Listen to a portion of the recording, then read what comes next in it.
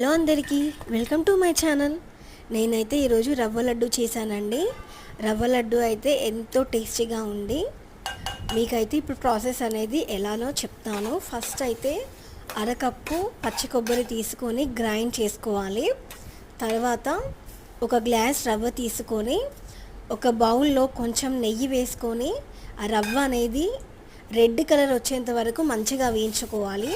తర్వాత అది పక్కకు తీసుకొని అందులోని మరి కాస్త నెయ్యి వేసుకొని పచ్చి కొబ్బరి అనేది ఇలా వేయించుకోవాలి. తర్వాత అందులోనే ఒక గ్లాస్ రవ్వకి ఒక గ్లాస్ షుగర్ అనేది తీసుకొని ఒక గ్లాస్ వాటర్ అనేది వేసుకొని పాకంలాగా చేసుకోవాలి.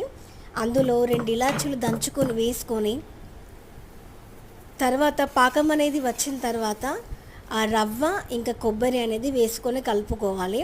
తర్వాత కొంచెం ఉడికించిన తర్వాత లడ్డూలు అనేది ఇలా చేసుకోవాలి.